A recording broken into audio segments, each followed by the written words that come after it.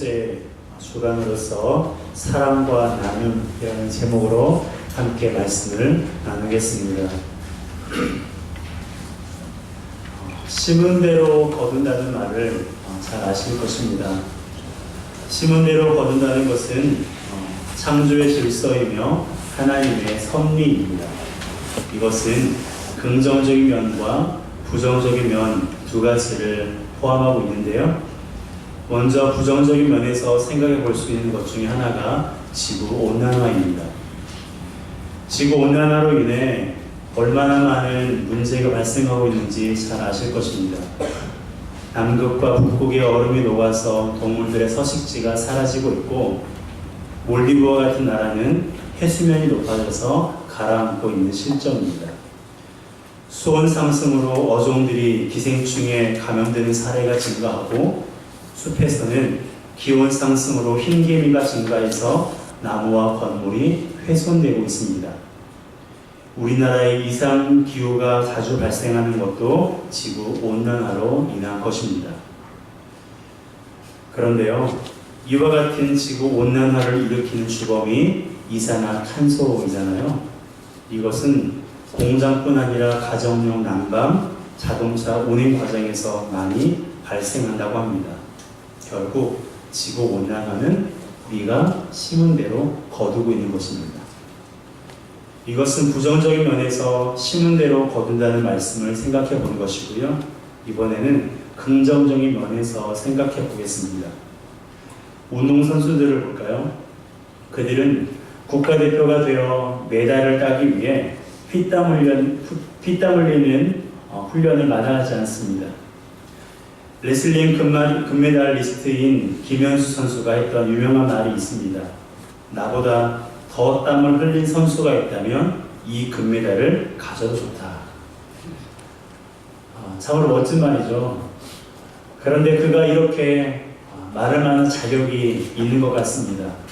그는 매일 새벽 5시 기상에서 오후 11시까지 운동하는 극한 훈련을 거듭했다고 합니다. 그 결과 그랜드 슬램을 달성했는데요. 올림픽, 세계선수권, 아시안게임, 아시안 선수권 대회에서 모두 우승을 차지하는 역대 3번째 선수가 되었습니다. 그러면 우리의 믿음은 어떨까요? 우리의 믿음도 마찬가지입니다. 믿음도 심은 대로 거둡니다.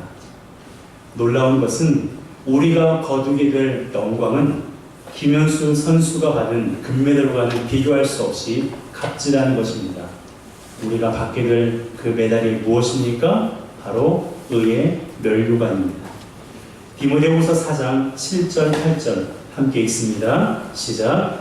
나는 선한 싸움을 싸우고 나의 달려갈 길을 마치고 믿음을 지켰으니 이제부로는 나를 위하여 의의 면류관이 예비되었으므로 주 곧 의로우신 재판장이 그날에 내게 주실 것이며 내게만 아니라 주의 나타나심을 사모하는 모든 자에게도 니라. 아멘. 이 말은 사도 바울이 인생의 말년에 영적인 아들이었던 영적인 아들이었던 디모데에게 유언한 말입니다. 과거에 사도 바울은 예수 믿는 사람들을 핍박했지만 그가 예수님을 만난 후에는 죽을 각오로 복음을 전했습니다. 그의 복음 증거를 막으려는 수많은 방해가 있었지만 아무도 막을 수가 없었어요. 사도 바울은 왜 그렇게 복음을 위해서 전진하는 삶을 살았을까요? 왜 그렇게 목숨의 위협을 당하면서까지 복음 증거하는 것을 멈추지 않았을까요? 그것은 바로 훗날 받게 될 의의 면류관을 포기할 수 없었기 때문입니다. 여러분, 의의 면류관은 금으로 만들어진 것이 아닙니다. 예수 그리스도의 보혈로 만들어진 구원의 관입니다. 바울은 그것을 위해 현재의 고난을 견딘 거예요.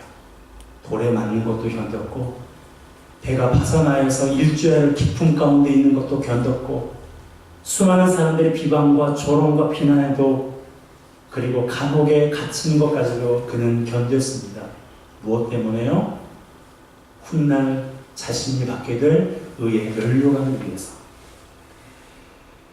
제가 2002년에 선교훈련을 위해서 미국에 있을 때 올랜도에 있는 홀리랜드를 방문한 적이 있었습니다. 그곳은 공원 전체를 예루살렘 거리로 꾸며놓았는데요. 거리에는 양들이 돌아다니고 예수님으로 분장한 배우가 메시지를 전하기도 하고 예수님이 십자가에 못 박히시는 공연이 열리기도 합니다. 그 중에서도 저에게 가장 인상적이었던 것은 짧은 영상이었는데요.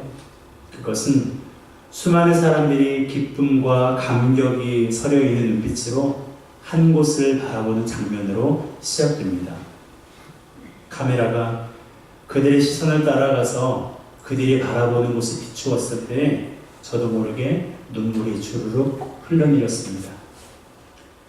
그들이 바라보는 곳은 예수님이 한 사람 한 사람 안아주시는 광경이었습니다. 그걸 보면서 생각을 했어요. 나도 천국에 가면 예수님이 저렇게 안아주시겠구나. 그런 생각이 너무나 행복해서 눈물이 났습니다. 지금도 그때만 생각하면, 그 광경만 생각하면 참 마음이 벅차오릅니다. 기회가 되면 여러분을 모시고 그곳에 가고 싶습니다. 설령 그곳에는 가지 못할지라도 여러분을 천국에는 반드시 모시고 갈 거예요. 그래서 우리 모두가 천국에서 주님을 만나고 의의 면류관을 쓰고 함께 주님을 찬양할 것입니다. 그곳에서 무엇을 하면서 살게 될지 저도 모르겠어요.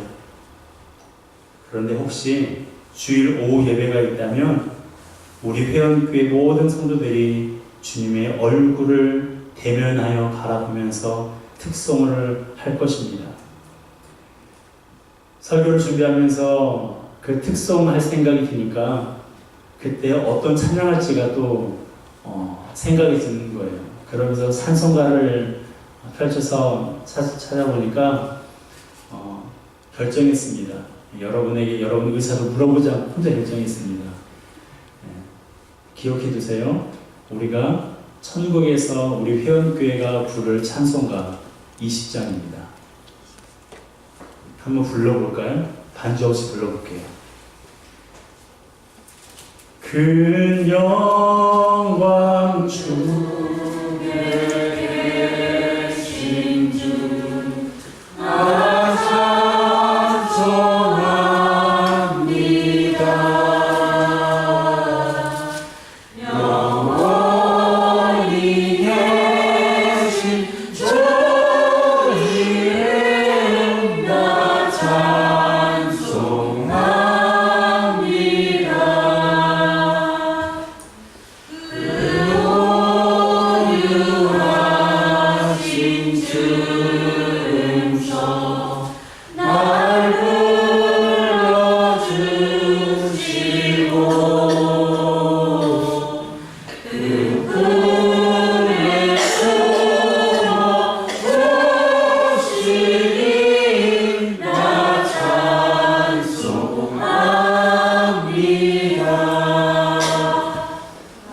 예수님 앞에서 이렇게 눈물이 나면 안 되는데 어쩌면 너무나 많은 눈물이 나서 그분 앞에서 정작 특송을 하지 못할 수도 있을 것 같습니다. 여러분 어떻습니까? 믿음을 심고 싶은 생각이 들지 않으세요?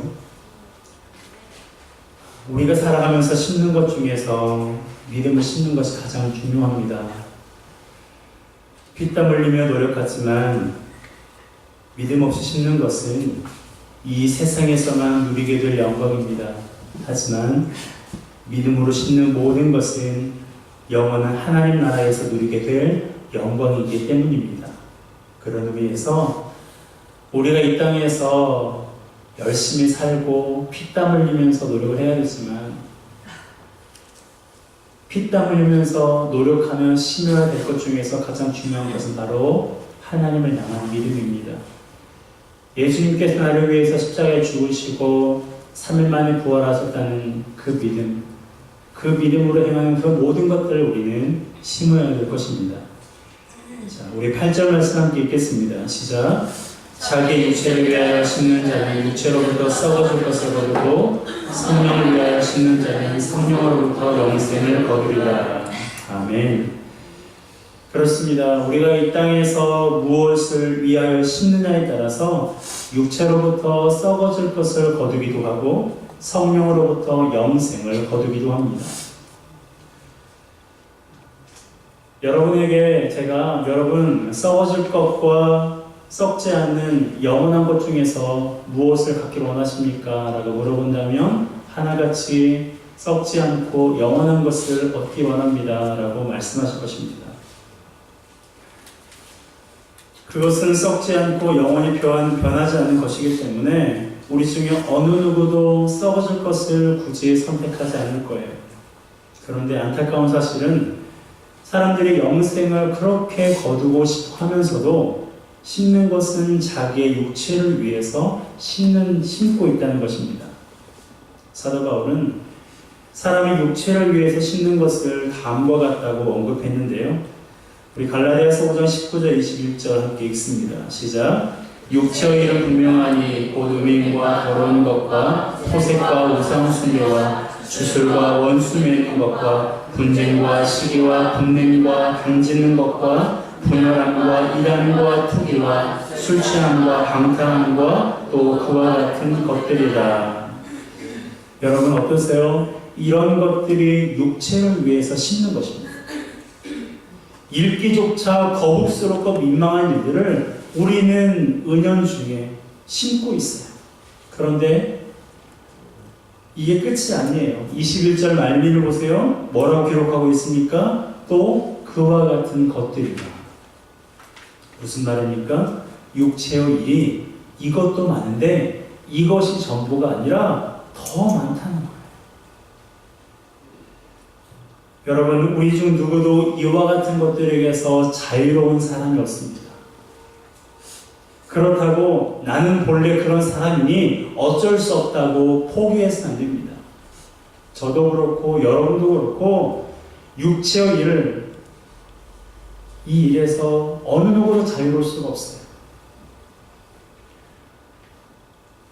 그렇다고 나는 본래 죄인이고 나는 본래 화를 잘 내고 나는 본래 행실이 좋지 않으니 나는 어쩔 수 없다 라면서 이 말씀을 포기해서는 안 되는 것입니다. 생각해 보세요. 공부하는 학생이 시험 점수가 좋지 않다고 공부를 포기하면 되겠습니까? 운동선수가 메달을 따지 못했다고 운동을 포기하면 되겠어요? 어린아이가 일어서다가 넘어졌다고 일어서는 것을 포기하면 그 어린아이는 평생 걷지 못할 것입니다. 열심히 공부했는데 시험 점수가 안 나올 수도 있어요. 열심히 땀을 흘렸는데 메달을 따지 못할 수도 있고 온몸에 힘을 주어서 일어서려고 하는데 어린아이는 수도 없이 넘어지기를 반복합니다. 그런데 지금 동건이를 보세요. 얼마나 잘 뛰어다닙니까? 우리도 그렇게 할 수 있어요. 육체의 일에서 완전히 자유로울 수는 없지만 기도의 자리를 지키면서 성령을 의지하면 지금보다는 덜 화낼 수 있어요. 지금보다는 덜 음란할 수 있어요. 지금보다는 덜 하나님보다 세상을 의지하지 않을 수가 있는 것입니다. 그러므로 오늘도 육체의 일을 심었다고 좌절하지 마시고요. 성령을 위하여 심기를 반복하고 또 일어나서 반복하는 우리 모두가 되시기를 주님의 이름으로 축복합니다. 그러면 조금씩 우리 삶에 성령으로부터 영생을 거두는 날이 반드시 오게 돼요. 그것이 바로 성령의 열매입니다. 갈라디아서 5장 22절, 23절입니다. 함께 읽습니다. 오직 성령의 열매는 사랑과 희락과 화평과 오래 참음과 자비와 양선과 충성과 온유와 절제니 이 같은 것을 금지할 법이 없느니라. 아멘. 저는 이 말씀을, 이 열매들을 생각할 때마다 마음이 참 즐겁습니다. 이런 열매들이 우리 삶 속에 열린다는 사실이 참 기대가 돼요. 그런데 부담이 되긴 합니다. 즐거운 일이지만 성령의 열매를 맺는다는 것이 즐거운 일이지만 결코 쉽지 않다는 것을 알고 있습니다. 저도 그래요. 그리고 바울도 인정하고 주님도 인정하셨습니다. 육체의 일을 삼가고 성령의 열매를 맺어라. 주님께서 명령하셨지만 우리가 그것을 맺기에, 우리가 성령의 열매를 맺기에 버겁고 힘들어한다는 것을 우리 주님도 알고 계셔요. 그래서 우리에게 이렇게 말씀하십니다. 낙심하지 말지니 포기하지 말라. 9절의 말씀 함께 읽습니다.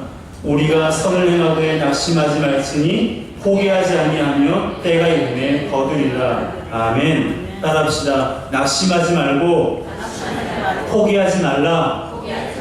여러분, 선을 행하되 낙심하지 말고 포기하지 아니하면 때가 이르매 어떻게 한다고요? 거둔다. 때가 이르면 거두게 되어 있습니다. 그 때는 내 때가 아닌 하나님의 때예요. 우리 하나님 아버지도 우리가 선을 행하는 것이 힘들다는 것을 아셨어요. 그럼에도 불구하고 우리에게 명령하시고 우리에게 요구하고 계시는 거예요. 그러면 그런 생각이 들 수 있죠. 왜 이렇게 힘든 일을 시키냐고. 평생을 살아도 이 열매를 풍성히 맺는 것이 너무나 힘든데 왜 그렇게 힘든 것을 나에게 시키냐고. 이것 때문에 신앙생활이 힘들게 느껴지기도 하고 믿음 생활하는 것이 어렵게 느껴지기도 합니다. 그런데요, 여러분, 만약에 감독이요, 운동선수에게 힘든 훈련을 시키지 않으면 어떻게 될까요? 달리는 것이 힘들다고, 그래, 좀 쉬었다 해. 무거운 역기를 드는 것이 힘들고 괴롭다고, 그래, 너는 이 정도만 하면 되겠다. 여러분, 그렇게 말하는 감독이 어디 있겠습니까? 훈련이 힘들다고 하지 않으면 선수는 선수가 될 수 없어요. 공부하는 것이 힘들다고 하지 않으면 학생은 진짜 학생이 될 수가 없어요. 성도는요, 선을 행하는 것이 힘들다고 하지 않으면 성도는 성도가 될 수 없습니다. 선을 행하면서 낙심할 때가 있으시죠? 저도 있어요. 피곤해서, 그리고 정말 포기하고 싶을 때가 있습니다.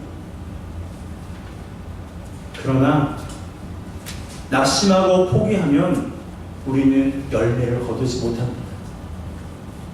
하나님의 때가 이르렀는데 그 때를 견디지 못하고 주저앉아버리면 곡식을 거둘 수 없는 것처럼 우리 인생 가운데 열리게 될 성령의 열매도 거둘 수가 없게 되는 거예요.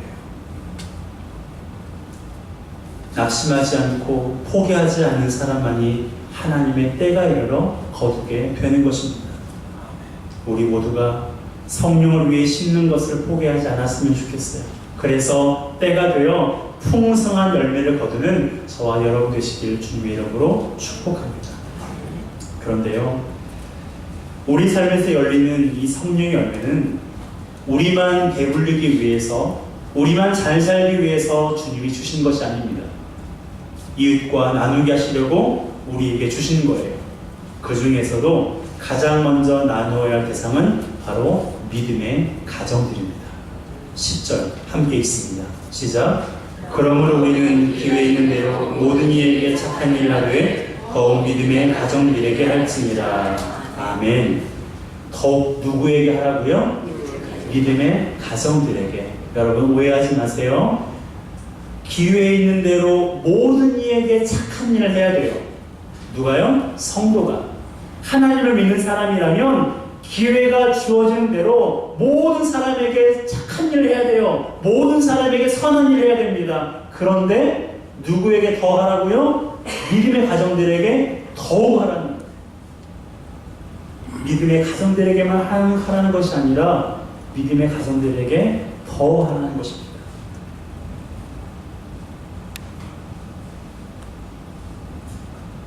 사랑이 부족해 보이는 가정이 있습니까? 기쁨이 없는 가정이 여러분들의 눈에 보입니까?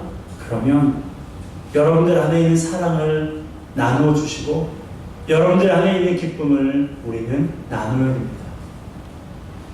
우리가 함께 신앙생활을 하고 있습니다. 같은 공동체 안에서 함께 주님을 예배하고 있습니다.